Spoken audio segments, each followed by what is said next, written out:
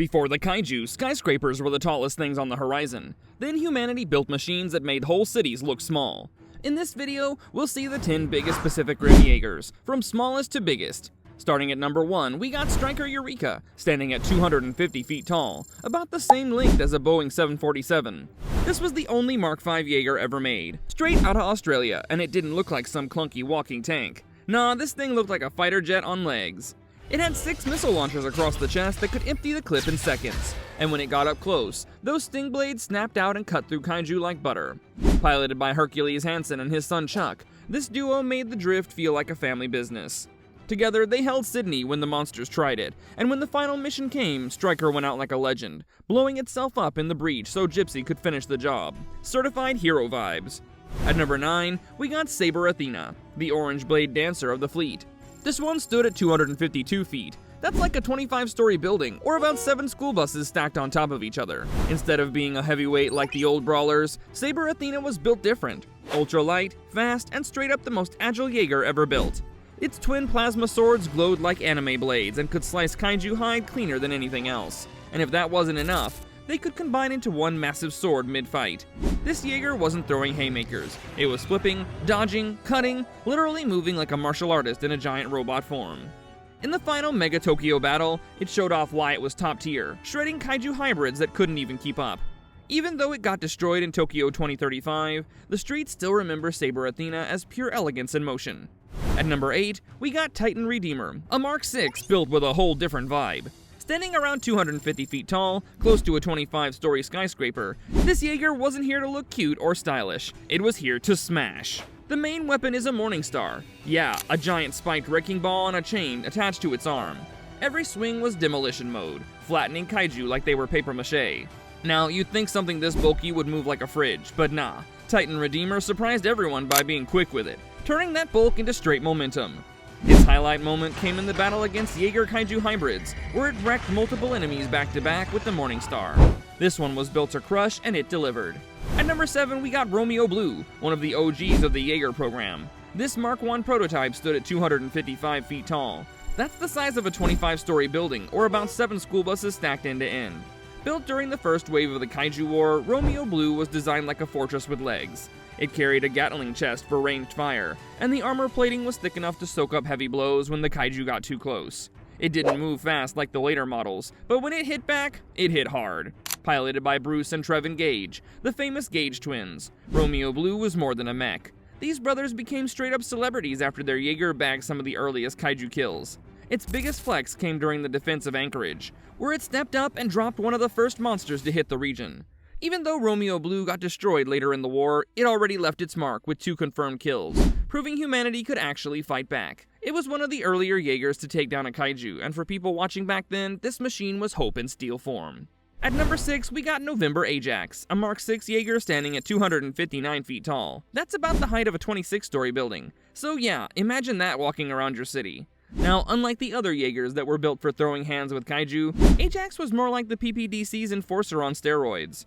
It was stacked with advanced AI, so it moved with scary precision through urban streets, scanning and locking onto targets like it had wall hacks. Instead of heavy artillery, it pulled up with electrified weapons and grappling lines. Its biggest flex came in Santa Monica when it rolled up on Jake Pentecost and Amara in their little scrapper. Bro, this thing almost bagged them on the spot, and Scrapper was supposed to be nimble.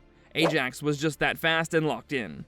It wasn't the flashy Kaiju killer, but imagine living in a city where a 259-foot mech could show up just to check you. That's just wild. At number 5, we got the OG poster child of the Jaeger program, Gypsy Danger. Standing at 260 feet tall, this Mark III beast was about the size of a 26-story building. So yeah, not the kind of thing you miss walking down your street. Unlike the sleek Mark VI's, Danger was old-school analog, meaning it was way harder to hack and it could take punishment all day thanks to its nuclear reactor.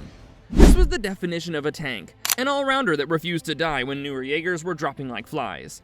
Piloted first by Rayleigh and Yancey Beckett, and then later by Rayleigh and Mako Mori, it had the plasma casters on its arms for energy blasts, a retractable chain sword for slicing up close, and even elbow rockets for that extra disrespect when throwing punches. But the most iconic flex is picking up a literal cargo ship and swinging it like a baseball bat. Like, who else casually uses a full-size freighter as a melee weapon? From wrecking Kaiju like Knifehead in Alaska to being the one that closed the breach in Operation Pitfall, Gypsy Danger wasn't just another Jaeger. What it was the face of the whole war. At number 4, we've got Gypsy Avenger, a Mark 6 Jaeger standing at 267 feet tall and weighing just over 2,000 tons. That's the height of a 27-story building, so imagine something that massive moving like an athlete. The design was way sleeker than older models. It wasn't bulky, it wasn't clunky, it was built for speed and precision with advanced AI systems, faster servos, and modular weapon slots. Instead of just throwing punches, it had options. The armaments were crazy. Plasma cannons mounted on the arms, dual chain swords that could slice through Kaiju armor, and upgraded elbow rockets for boosted strikes, missile pods, and the wildest part was a gravity sling that could pick up massive debris and launch it straight at enemies. The pilots were Jake Pentecost, the son of legendary Stacker Pentecost, and Amara Namami, the rookie who got thrown into real combat way before she expected it. Together, they piloted Gypsy Avenger through some of the wildest fights in the franchise, from taking down rogue drone Jaegers to battling Kaiju hybrids, and then pushing all the way into the Mega Tokyo Showdown.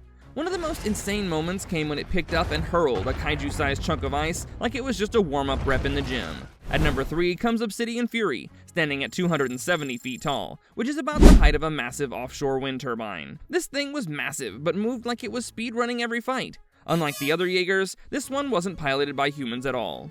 A full-on rogue creation by Shao Industries and taken over by the precursor hive mind using a Kaiju brain. That's what made it wild, because instead of 2 pilots in the drift, Obsidian Fury was running completely autonomous, straight out of the enemy's playbook. The design was pure nightmare fuel. Its whole frame was wrapped in obsidian black chrome armor that gave it a sharp, intimidating look, and made it ridiculously durable. On top of that, it was engineered for speed, which was why every fight with it felt like watching a Jaeger moving in fast forward. One of its biggest moments came during a Sydney battle when it squared off against Gypsy Avenger. The fight showed exactly why Obsidian was terrifying. It matched Gypsy's speed, clashed sword to sword with its chainsaws, and forced the pilots to go all out just to keep up. Fans still call it one of the best Jaeger vs. Jaeger fights in the series because of how brutal and evenly matched it was. At number 2, we got Coyote Tango, one of the very first Jaegers ever built, a Mark 1 unit straight out of Japan.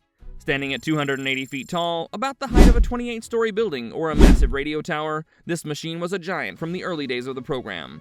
Weighing at over 2,300 tons, it had a slim yet armored frame that could still move with surprising agility for its size.